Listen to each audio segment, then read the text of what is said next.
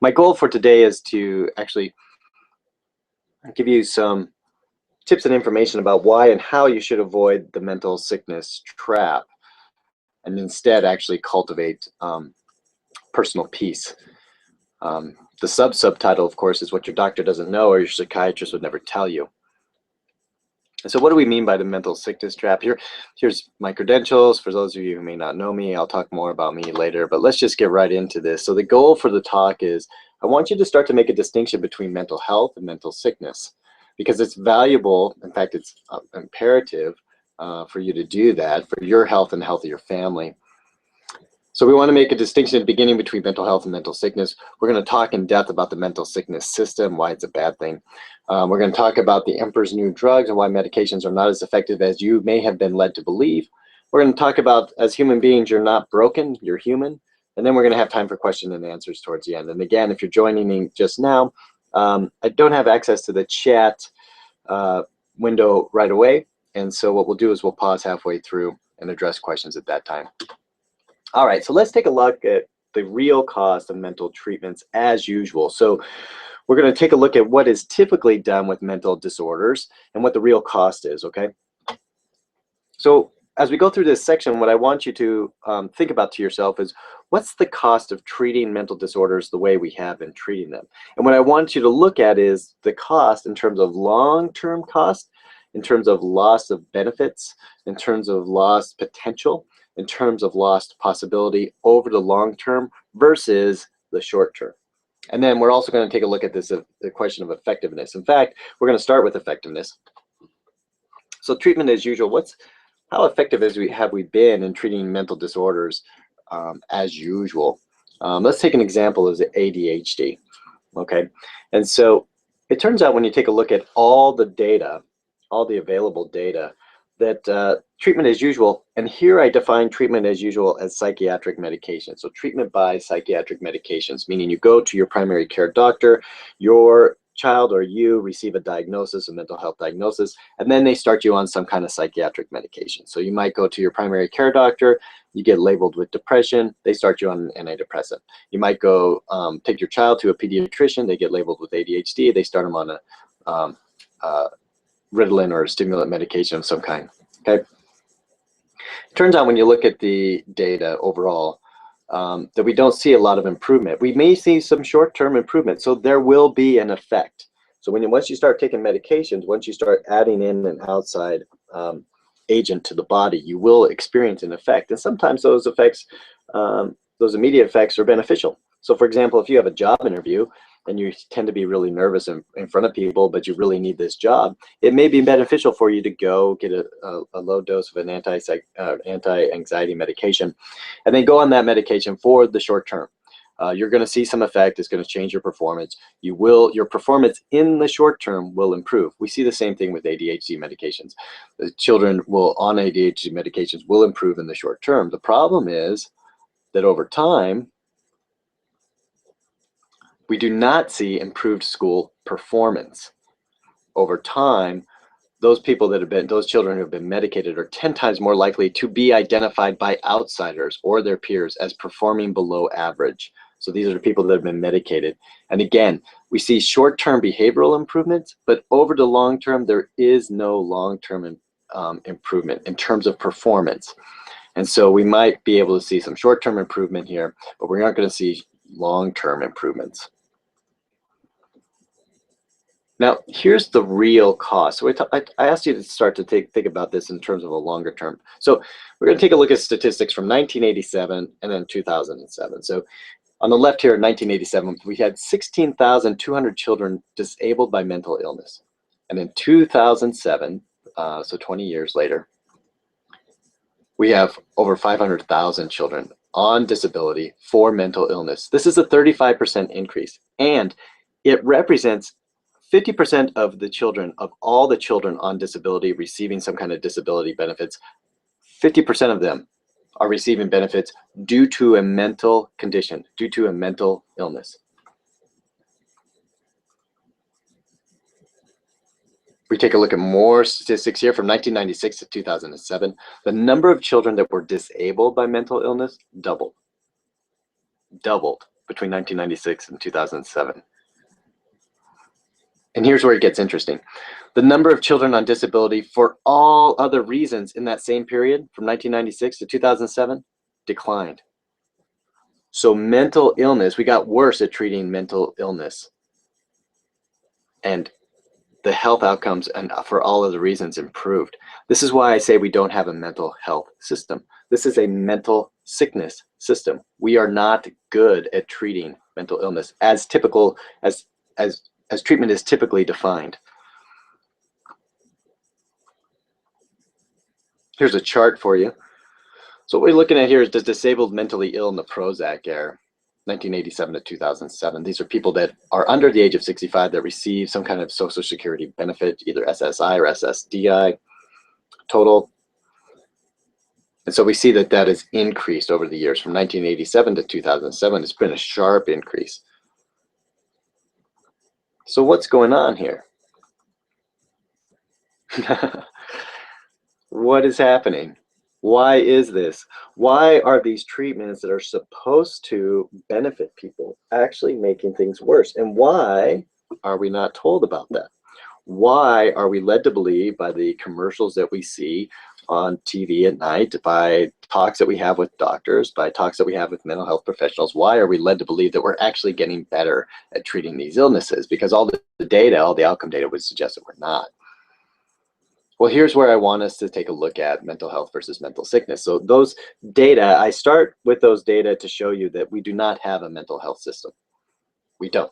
When we take a look at the outcomes, we are not seeing health improvement in the treatment as usual of mental health disorders. What we're actually seeing is health is declining, that people are getting worse. In fact, they're not only getting worse, they're getting disabled. They're on disability. And what we know about young people that go on disability don't come off a disability. So once they're on, they stay on. And so we're actually handicapping a whole generation. So what's going on? Why is this system that purports to be a health system, a mental health system, why are they continuing to provide treatments that are not only helpful, but are doing harm? And in order to understand it, you have to understand the mental sickness system. So here's the mental sickness system. Now, when we go through this, I need you to understand that this is a description of the larger system and the way that the larger system functions. So this is not an indictment of any individual that you may or may not know in any industry. So I have friends that are psychologists. I have friends who are psychiatrists. I have friends who are general practitioners and medical doctors, and they are good people. So when we are talking about the system, we're not talking about an individual immersed in the system. We're talking about the system as a whole. And we have to understand that the system has no mind. The system as a whole has no mind, and it has no heart or soul. The system is amoral. The system will do whatever it needs to do in order to keep the system functioning and growing. Okay, so the major players in the mental sickness system is, at the top we have the big pharmaceutical companies. So the big pharmaceutical companies, and we'll get into this later in the talk, are the primary economic engine for this system. Although there's other players involved, that's the primary economic engine. And then we have big insurance companies, we have big government. This would include the FDA, the NIH, NIMH, those type of governmental agencies. There's a revolving door. If you take a look at the executives and those governmental agencies, there's a revolving door between these other enterprises and those agencies. So we have big insurance, big government, big hospitals. Now, in this system, the thing for you to understand is this system does not make money by making people well, because well people are not being circulated in this system. Well people are not moving in this system. This system, in order to generate profits, in order to keep feeding itself, has to have sick people that are moving between these four entities. And they can't be too sick, but they need to be able, they need to be in a sickness management mode. They have been diagnosed and they need to manage their symptoms by making use of insurance, by going to hospitals, by getting prescribed medications. And then the government, of course, is endorsing this and making it all possible. And so when we take a look at the sickness system, we have to ask ourselves, not what's going on, WTF, but cui bono, who benefits? Who benefits most from this system? And of course, all these big enterprises do. I mean, the amount of money that's being moved between these big enterprises is huge. And so when you start to take a look at the system itself, what you understand is that the people involved, the patients, the actual patients, are not the focus of the system. The focus is designed to generate profits for these entities. The focus is designed to, and then in that sense, the actual patients are just vehicles by which the dollars move from one entity to the other. So the actual patients are not the focus of the system. If the system was good at getting people healthy, the system would collapse. So this is a sickness management system on the mental health side. And the patients are not the primary goal here for the system, even though they say the primary goal of the system is to make patients well. The system itself cannot function unless there's sick patients that are being managed somehow within the system. That's how the system generates its profits. So how do we get here? So how do we go? So let's say we accept the premise that the individuals within the system are basically good individuals. It's the system that's broken. In terms of you could talk about the bad apple spoiling the batch. That's not what's happening here. What we have is actually a bad barrel spoiling all the good apples that are inside of it. So how did we get here? How did we get to a bad barrel kind of system? And in order to understand that in terms of mental health, we have to take a look at how the mental health system functions. And so we have to take a look at diagnoses, because what you need to understand is the mental health system doesn't function unless there's a diagnosis. The mental sickness system doesn't function unless there's a diagnosis. In order to get paid, so let's go back here for just a second. Whoops, there we go. In order to get paid in this system, you need to receive a diagnosis so that you can submit it to insurance, so that the hospitals can get paid, so that the hospitals can get reimbursed from government if you're a Medicaid patient or whatever else, and Big Pharma can get its dollars. There needs to be a diagnosis here. And so let's take a look at what's in a name, or how did the diagnostic system evolve? Because as we take a look at how the diagnostic system evolved, it gives us clues at why and how we got here to this mental sickness trap. Again, we're going to take a look at a specific diagnosis, ADHD, but you could insert here any diagnosis, depression, anxiety, anything. So let's say people will sometimes mislabel a mental health diagnosis as a disease. And so we have to make a distinction up front. We have to create a distinction between what a disease is. Now, a disease, in its technical term, a disease should only be used, the category disease should only be used when we know the specific pathogenomic cause of this malady. So we could trace it back all the way to the necessary and sufficient cause. If this thing is present, then you will have this disease. If this thing is not present, then you don't have this disease.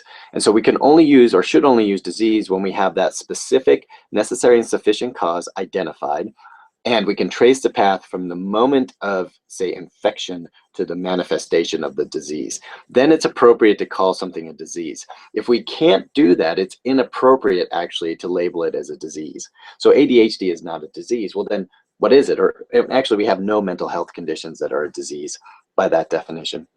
So what is it? Well, then we're left with either a label of disorder or syndrome. And all that means is syndrome means there tends to be a number of signs and symptoms. Signs are things that you can observe. Symptoms are things that the patient or client reports. There tends to be a number of signs and symptoms that co-occur. So they tend to show up together.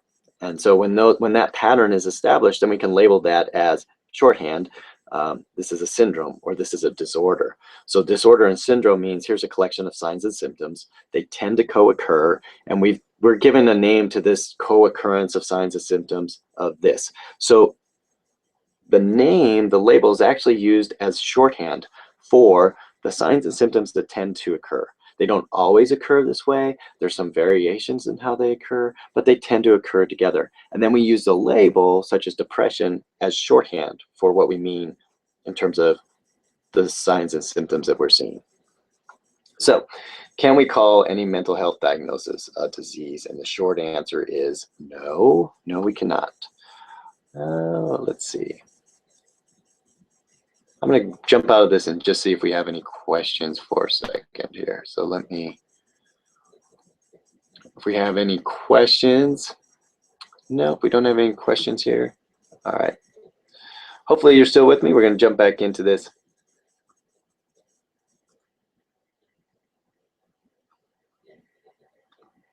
All right. So we went over ADHD or any mental health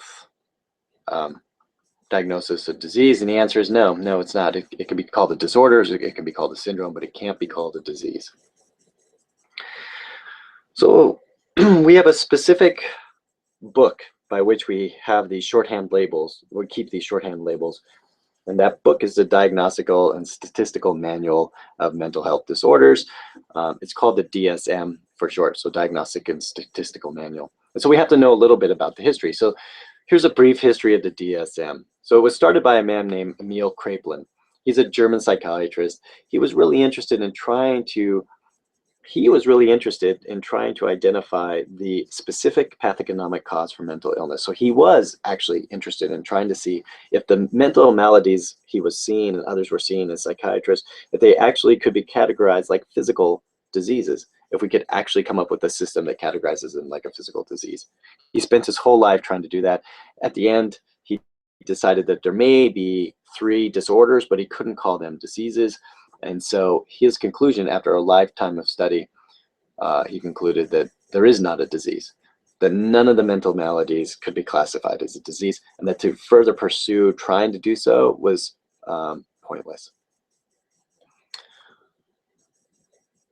Instead, what Kraepelin observed was that these tend to be systemic sort of disruptions. What does that mean? Well, it means that these maladies tended to show up when the person's system that they were merged in was disruptive in some way. Well, what's the system? The family system could be disrupted. So for example, there could be famine. There could be a death in the family. There could be a move. There could be a specific weather catastrophe that showed up that impacted the family in some kind of negative way. And if that happened, then the people would evidence some kind of mental malady. And so he really started he was ahead of his time. He said that, it's the system. We have to take a look at the system. It's not the physical makeup of the individual. It's actually the interaction between the individual and their environment or the system that's leading to these type of disorders. So we have Kraepelin's work, and then we have the first DSM published in 1952. Now, this DSM was 130 pages. It was a small little pamphlet kind of thing. It's 112 mental disorders and 3 childhood disorders. It's designed for professionals so that the professionals can communicate in shorthand with one another. So that instead of saying the individual presents with low energy, is sleeping more, has loss of appetite, and is saying that life is not worth living, instead of having to describe those symptoms, they could just say patient is depressed or presents as depressed. And the professionals would then know that the label depressed, we could unpack that, and this would mean that there's these symptoms showing up. So it just meant like a shorthand code book for professionals. Now, what I want you to notice is there's 112 disorders, and 3 of those are childhood disorders. Then we have the DSM-2. This is published in 1968. Notice that the number of mental disorders classified actually increases. So we have 145 in this volume. Now, the other thing that happened is this began an overlap. But so the DSM that was published in 68 was meant to align with an international coding system, the ICD coding system. This was meant so that different countries could communicate with each other about the prevalence rates and incidence rates of different disorders, including mental health disorders, so they can track it across countries and see if there's any fluctuations that are going on in a predictable way. So there's an alignment with an international system that occurs here.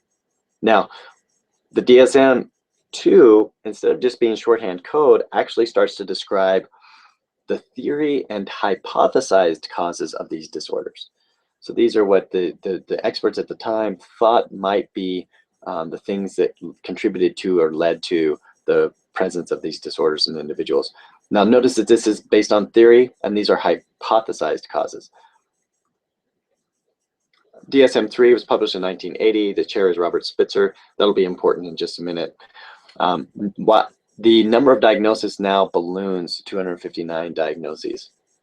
Now this is created by a panel of experts. This was an expert committee. Now what you need to know about this is that this expert committee self-selected in. So there was a private invitation, and then those people that were invited got to identify their own area of expertise, and then they were all brought together.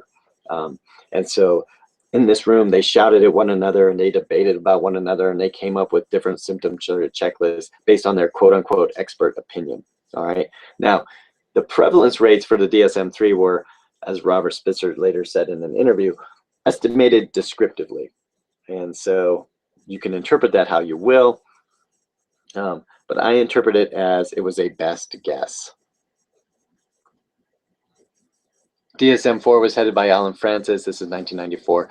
This thing was huge. It's the one I was trained on. It's 886 pages. It's 5 pounds. There's 374 diagnoses, 44 of which now are childhood diagnoses. The problem is, so we see this explosion in diagnoses, and we see this explosion in childhood diagnoses, and then we see 56% of the editorial boards had ties to big pharma. So I want to pause here for a minute. What you need to understand is psychiatry as a profession was dying in the 1950s into the early 1960s, was dying. They were relegated to the back rooms of the hospital. They were treating patients that, you know, were kind of just left. No one knew what was going on with them. No one knew how to help them. And so these physicians who were psychiatrists were just pushed in the back rooms, and they could try to treat these patients. But it didn't have psychiatrists didn't have a lot of professional respect among their peers.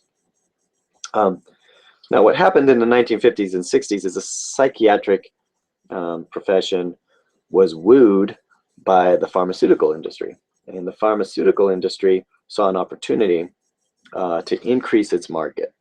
And so they dusted off some old theories, and they started to promote a drug, chlorpromazine, as an antipsychotic. And then once the door was open there, these patients improved on the medication. That's the subject for another talk. But the patients demonstrated some kind of improvement. Psychiatry felt good about themselves, and Big Pharma hit a home run, and they knew this is the way in.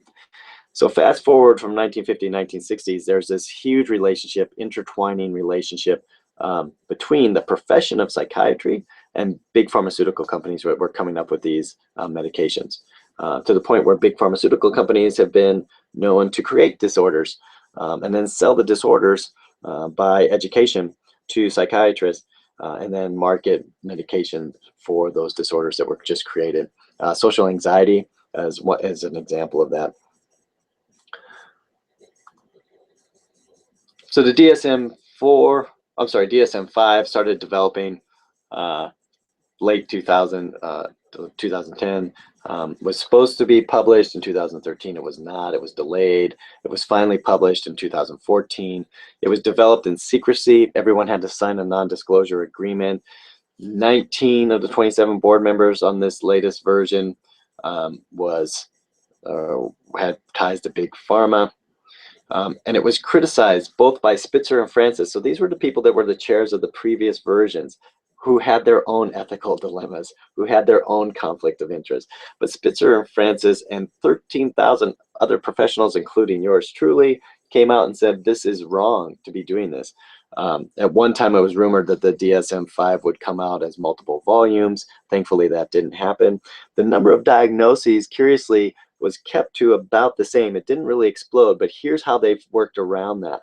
There's a number of diagnoses now in the DSM-5 that are rated on a spectrum. So just like we had the category of autism spectrum disorder from the DSM-4 and then into the DSM-5, and that sort of took on a life of its own, this spectrum idea. Other disorders within the DSM-5 have been described as a spectrum. Now, what describing it as a spectrum does is it allows the clinicians, it allows the system to cast a wider net. So there's going to be more people that can fit a criteria now that we have this spectrum. So now, even though the number of disorders hasn't really increased, the market will still increase because they'll be able to cast a wider net. So there's these conflicts of interest that happen between the DSMs, and there's this history of this. And as the DSM grows, profits grow for psychiatric medications, profits grow for big pharma, profits grow for psychiatrists, because you have to be a psychiatrist to prescribe these well, you don't have to be a psychiatrist to prescribe these medications, but they're primarily prescribed by medications. Profits grow for insurance companies because they're covering these. Profits grow for hospitals because, you know, the treatments are being delivered by people that are in the hospitals. So profits continue to grow. But as we started out this presentation, profits grow at the cost of people. That the people are not benefiting, the patients are not benefiting from this. So what's going on here? Well, what you need to understand is that these diagnostic labels are socially constructed realities. They are not real in the sense that we cannot call them diseases. We cannot trace to a specific cause. We just made them up, similar to the names of these colors that you see here: Gently Over Ice and Marine Green and Waikiki Blue and Shallow Pond. Now, those are socially constructed realities. They don't really exist. The Waikiki Blue only exists because a group of people came together and said, this color here, we should name that Waikiki Blue. But there is no independent sort of measure of Waikiki Blue-ness in the real world. Just like there's no real member of, you know, marmalade down below, or sweet orange, or nacho cheese, or American cheese. I mean, the idea that one of these labels is more true, like which blue is the actual true blue, well, that's a preposterous question. They're all sort of blue. None of them are more real than the other. None of them are more true than the other. Just like the yellow swatches down below, which one of the yellow is right? Well, none of them is more real than the other. None of them is more true than the other. Now, mental health experts like to tell you that the actual disorders are not socially constructed, but I'm telling you that they are. They're not real in the sense of the floor is real, or desk furniture is real, or anything else. And we actually know this because on studies that are done, if we take a patient an actor, a trained actor, and we give them a group of symptoms, and they're going to present the same symptoms at different locations, say in the same city. So if the diagnostic system was valid and truly reliable, we should see that there's a high degree of overlap between the diagnosis of each professional. So the same symptoms present in front of each professional. The professional should come to the same conclusion and say, oh, this person is creamy beige, or oh, this person is nacho cheese disordered, or oh, this person is bright aqua disordered. And we should have a high degree of agreement. Study after study after study shows that that's not the case. What actually, there's a better correlation between the clinician's communicated field of excellence. So what they think they are the expert in, and the diagnosis the patient receives. And so if clinician A thinks that they're or touts themselves as a depression expert, same symptoms. So we have the actor presenting the same symptoms across different clinicians. The actor shows up at the clinician's A office. They receive a diagnosis of the depression. Actor giving the same symptoms goes to clinician B's office. Clinician B sees themselves as an anxiety expert. The actor is going to receive a diagnosis of anxiety disorder. If they show up in clinician C's office, and that clinician just came back from a training on the latest, greatest treatment for personality disorder, they're going to receive the diagnosis of personality disorder from clinician C. And so when it's that kind of variable, we know, or at least my conclusion is, what we've got here is not a real, a physical reality. What we've got here is a socially constructed reality. And that's important to understand, because there's parents out there and individuals out there that believe that they actually have a chemical imbalance, and that chemical imbalance has a name, and that name is called depression, and they think there's a physical undercause to that, and there's actually not in the way that you're told. So what's the take-home message? Well, the take-home message, in short, is that we just made it up. That these disorders, to a large degree, are just made up. And they're made up, not in a malicious way. I mean, they're made up in a benevolent way. The people that come up with these labels and the people that are experts, they really want to try to help people, and they're caught in a sick system, a sickness system, that in order to help people, there has to be a label, and so they have to continue to come up with these labels.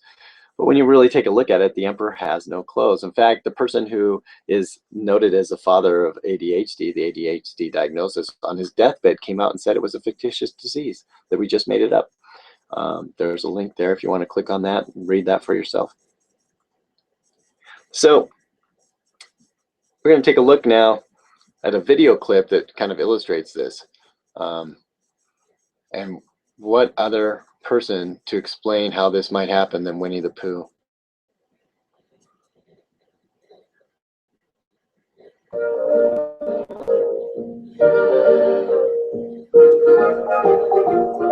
Christopher Robin and his friends have had many exciting adventures, and here's a rather good one right now.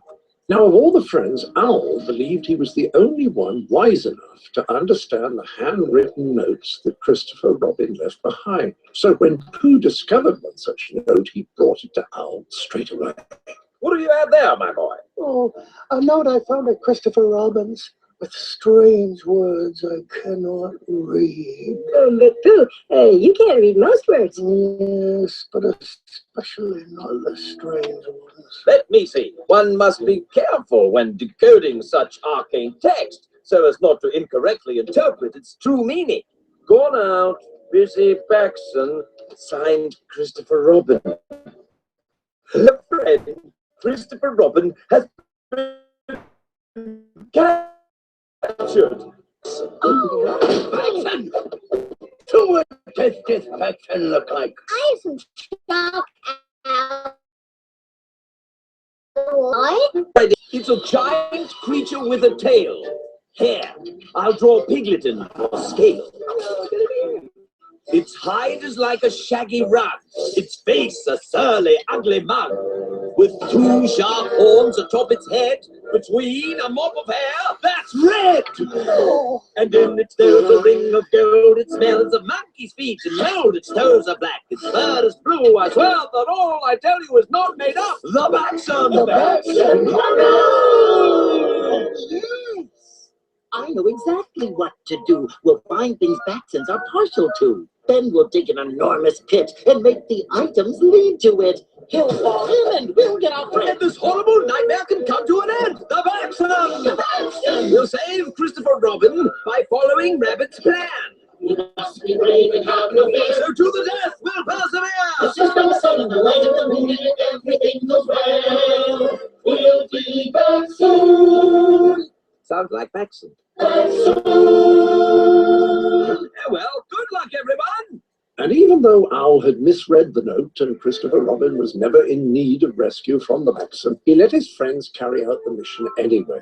But that is another story for yet another day.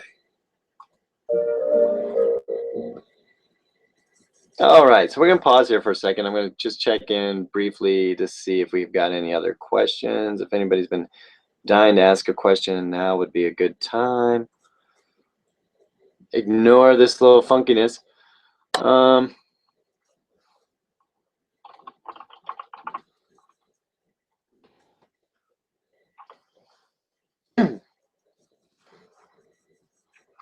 So I apologize. I really don't know how many folks are online with me right now. So if you are out there and you want to ask a question, there's a little should be a little area to the right here, and you should be able to ask your question.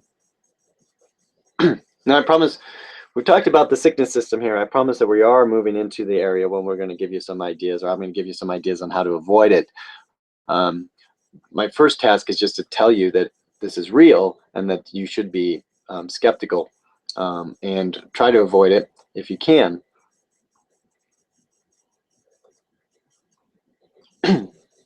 All right, I'm going to try to wrap this up before noon, so we're going to cruise on through. Again, if you have questions, go ahead and post them and I'll answer them at the end of the presentation. Okay. So what about the chemical imbalance?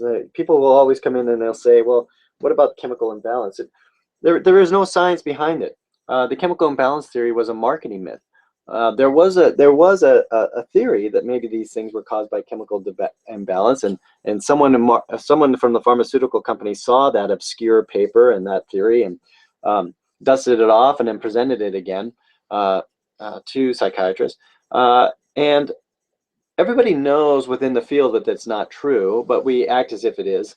And the reason we do it is it's easy to explain to people. People just nod their head and they say, okay. And then it gets them to take their medications. So here's the thing.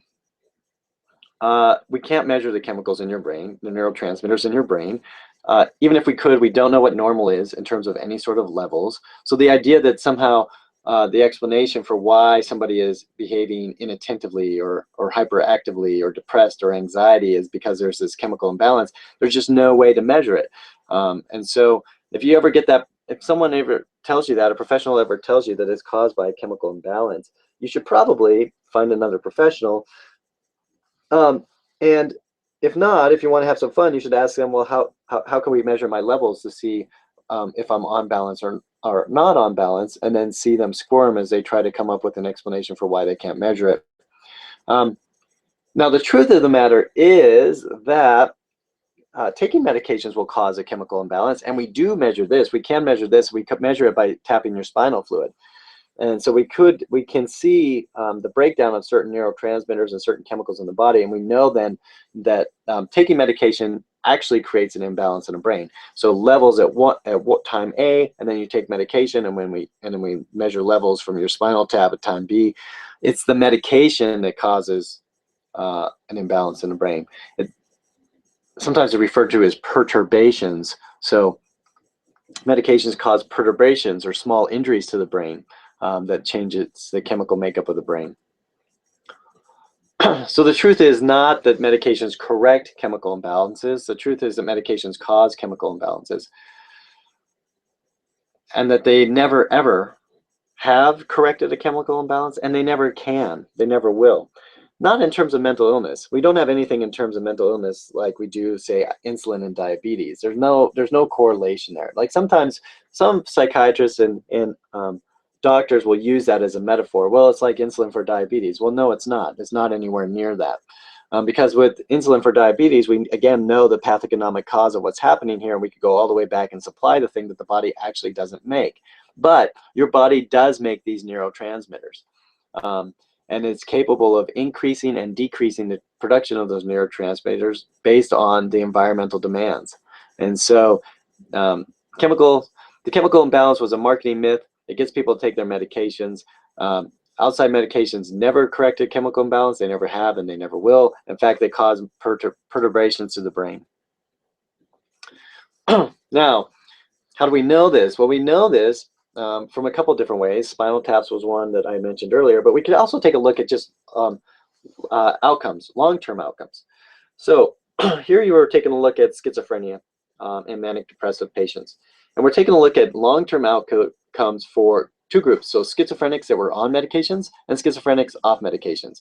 Manic depressives on medications and manic depressive off medications. And what you'll see is that top line here, schizophrenia, when they're being medicated, their functioning stays about the same over a 15-year time period. They don't really improve that much. But if we skip down, schizophrenics that are not being medicated, their level of functioning actually improves over time. Same with manic depressives. Manic depressives on medication, functioning doesn't really improve over time. Manic depressives off medication, functioning actually improves over time. So what's going on here? That's evidence that the medications are not actually fixing anything, that they actually might be making things worse, or at least continuing the problem. Now, there's also some evidence too, if we look at prevalence disorders, that the medications are actually, we're getting worse at treating patients with these disorders. So if you take a look at this chart, prior to the pre-lithium bipolar days, and then when we started to medicate bipolar, prevalence was very low. Now it's fairly common. Good long-term functional outcomes were pretty good for those that did show bipolar symptoms early on, before the medication era. We tended to see these limited acute episodes, time-limited, and then they usually would recover and then retain functioning between episodes. Once we started medicating it, we started to see long-term outcomes decreased, and then the way that the disease presented changed. So we had slow, incomplete recovery from the acute episodes and continued risk of recurrence. And with more impairment, long-term impairment, cognitive impairment, and again, the cognitive impairment is likely due to the actual medication, not the disorder itself. So ADHD or bipolar, again, this is a socially constructed reality. The question of what is this is kind of a red herring. It's which blue is true or which yellow is right, or it's like the Dachshund. The expert interprets it as a scary thing, but it may not be a scary thing. You know, brains are different. The child who has a tendency to be hyperactive, can't sit still, you know, they don't necessarily have anything wrong with them. They just have a brain that's different. And then we can, as a society, accept them as they are and help them learn how to use their brain. We don't need to label them as either ADHD or bipolar. Now, there is some evidence that medicating ADHD may actually be contributing to what's been called juvenile bipolar disorder or pediatric bipolar disorder, or bipolar symptoms that is, show up early on in life.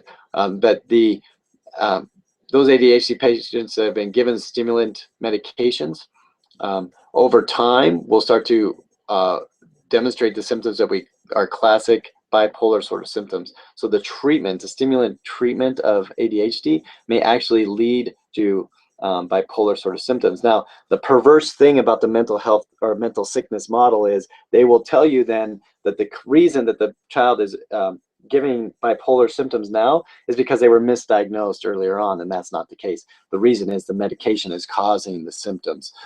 That's actually damaged the brain, small perturbations to the brain that have damaged functioning to the point that now we're seeing a different class of symptoms. Here's the percent of American youth younger than 20 on stimulant medications or antidepressants. Again, 1987. This is percentage. So we have less than 1% on these medications. Now, as we get into the 2000s, we have this explosion, this 4- and 5-fold increase of youth that are on medications. Here's the diagnosis of bipolar leap from 1995 to 2003. Hundreds of thousands of individuals under the age of 20 being diagnosed with bipolar disorder. Again, that goes along with this trend of stimulant medications being prescribed to younger kids. And this is a really sad part. This is the part that upsets me. This is where we have a mental sickness model. The number of people under 18 years old that are disabled by mental illness, notice the same trend holds from 1987 onward. So as we increase stimulant medication of young people, we also increase the number of people that have been diagnosed with bipolar diagnosis. We also increase the number of people that have to go on disability because now they're mentally disabled due to a mental health condition. That's scary to me.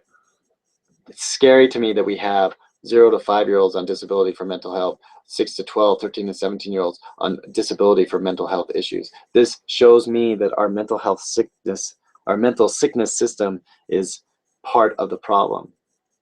So what do we do? Well, let's revisit this idea of chemical imbalance or just imbalance in general. So without a doubt, 100%, we can make any human being present with a psychiatric diagnosis, whether it's ADHD, schizophrenia, depression, anxiety. We can create the conditions that would have any human being present with those types of symptoms. All we have to do is take control of their environment, disrupt their basic functioning, either by exposing the brain to certain toxins or creating nutritional deficiencies, or just disrupting their circadian rhythms, their sleep-wake cycles, those type of things. So let's take a look at diagnosis again. Now, let's just take a look at disorder and break it up. So what we're really looking at is a human being, an individual who is not at ease in their life for some reason, their life is out of order in some way, shape, or form, and they need help and assistance in getting back to a place of ease and a place of order. Now, why that might happen? Well, we have to expand our thinking about mental health, and we have to understand that we actually have an embodied mind. We're used to the medical establishment telling us that our mind is housed within our brain. This organ calls it brain, and that's not true. You actually have a mind that is distributed throughout your body. So you have neurotransmitters that flow throughout your body. You have nerves that run from your stomach to your head. You have nerves that run from your heart to your head. You have that sensation of gut feeling is an actual phenomenon. It's an ancient nervous system that's communicating with you. And so when that embodied mind gets knocked off of balance, when we have a disruption in the rest and activity balance, or we have a disruption in the isolated and connected balance, so relationship balance, we have an imbalance in our environment. We're exposed to chemicals that our body has never had to deal with before, and chemicals that are crossing a blood-brain barrier. We have poor nutrition, or we just lack a sense of purpose, or a sense of meaning, or a sense of value for a larger community. Any of these will knock us off of balance. And so for each individual, it might be different, but we can take a look and take some time and get to know somebody, and we can actually see where they've been knocked out of balance. And so these would be the areas that we would start to look to in terms of, well, how do I create personal peace for myself? Well, we take a look at how's your rest and activity relationship. You know, how's your relationship with others and connection with others? What's your environment like? What's your nutrition like? What's your sense of purpose? Why are you living? What are you up to? Like when we can address these at an individual level, and we can get an individual start to work on these and take action in these areas, it's amazing how their health improves. So your embodied mind includes your brain, and includes your gut, includes your heart. It also includes your immune system. It also includes your endocrine system. It includes your nervous system. And importantly, it includes your social system. So when we talk about being disordered, something here is out of order. Something here is out of ease. And if we take a look systematically and go through this with the individual will discover for themselves where they're out of order and out of ease. And the individual will, with the wisdom of their body, be able to come up with a plan that'll help them cultivate ease. So there's no magic bullet here. The path to disorder is different for everyone. So what knocks somebody off of balance is different for everyone. And so the treatment will be different. But that's exciting, because that means that we can create treatments. And they're not even treatments. You're a human being. You're struggling with the human condition. And the body will help if we get out of the way and let it. And so I just want to make a plug here. I spend a lot of time talking about the sickness system and trying to get people out of the sickness system. And most of this talk today was just tearing down that system. But I want to invite you that there's a different way of doing this. And all the information that you need to do this is at your fingertips. But if you would like some coaching on this, please reach out to me, and I would love to help you. Coach you on how to achieve personal peace. And we could come up with a personal plan that addresses these areas that we were just talking about for you. And I can help support you and mentor you and coach you through on how to do that. In fact, I'll be opening up a class here, an online class, that will go through specific details about how to do this. And what we're going to look at is the 4 pillars of health. And we're going to strengthen the four pillars of health. And the 4 pillars of health are, your sleep, first and foremost, your nutrition, your activity level, and then your social interactions. And it turns out that once we get those 4 things functioning well, people's health improves dramatically. And so if you're interested in that at all, send me an email, Sean, SEAN, at middle-way.com. Leave a comment below, and I'll get the information to you. It'll be a 6-week course. It'll be about $200, $197 to participate, which is a huge bargain compared to what you would be paying if you went to see somebody. So if it's interesting to you, let me know. Here's my promise to you.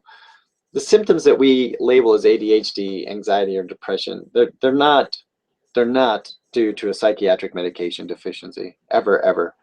And so to think that a psychiatric medication is going to correct it is just bad thinking. And it sucks you into the sickness model. And then the sickness model, again, they are not interested in you getting well. They are interested in you managing your symptoms, staying sick, so that they can continue to sell you medications over the long term, over your time of your life. Sorry, the long term of your life. All right, so here's the 4 pillars I talked about. So sleep. Get at least 8 hours of sleep a day and follow good sleep hygiene practices. Google sleep hygiene and you'll come up with a list of what those are. Basically, your room should look like a cave. It should be cold and dark, and nothing should be going on in there. There should be no electronics in there. It should only be used for sleeping and sex. That's good sleep hygiene. The other thing with sleep hygiene is getting off the electronics at least 45 minutes before bedtime, keeping a consistent bedtime, keeping a consistent wake time, all of those things. But if you Google sleep hygiene, you're going to come up with a lot of things that you can start doing right now that will help improve your health and help you build peace for yourself. The other thing is activity. Now, I used to put exercise here, but people have a weird relationship to exercise. Sometimes people go after it too heavy and too militantly, and it becomes something they have to do. So I just changed the wording. What we're talking about here is just activity. Human beings are designed to move. Your digestive system actually needs movement to help move things through.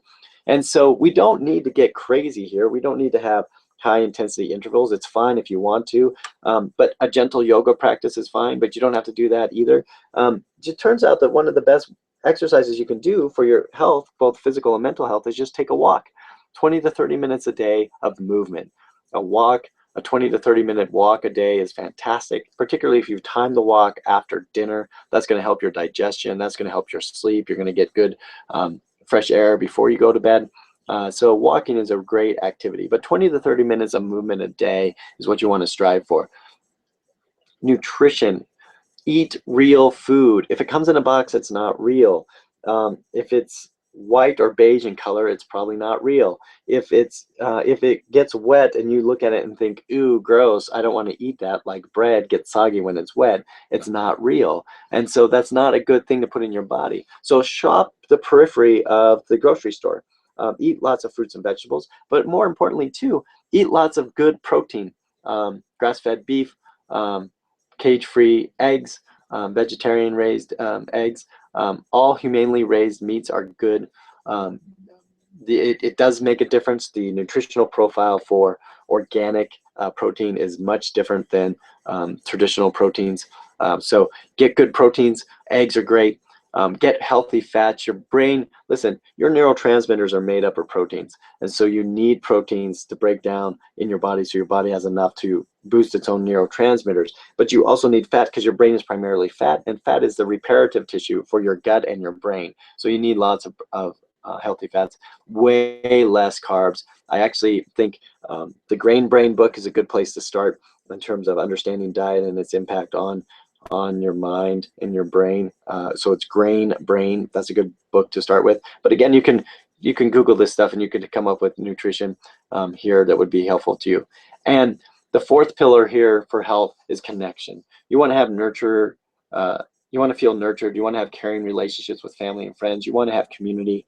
And a lot of what we're seeing in this explosion of mental sickness is people have just become too isolated.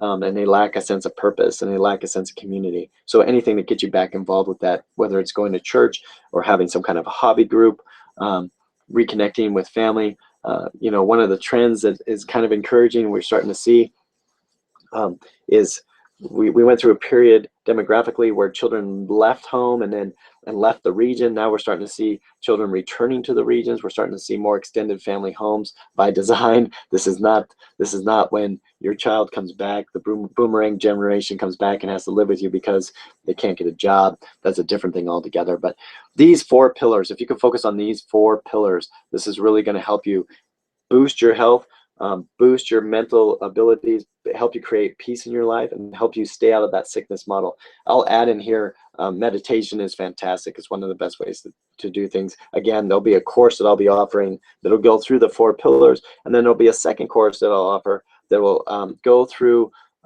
how to upgrade your internal operating system. So these 4 things will take care of about 80% of complaints for mental health. If you can dial these in, 80% of your mental health maladies are going to go away. The other 20%, we might need to improve your mental operating system. And so, if you're interested in that, again, just let me know, and I can send you information about them. I hope you found this webinar helpful. I'm going to close out of the presentation and just hang around for some questions. If you have any questions, you can post them. But really want to thank you for your time. I hope you found this interesting and informative. And again, I hope you found it helpful. Please do all you can to create personal peace in your life. Please do all you can to avoid the mental sickness system. If you need any help towards that, please let me know. I'd be happy to serve you. Thanks so much for your time.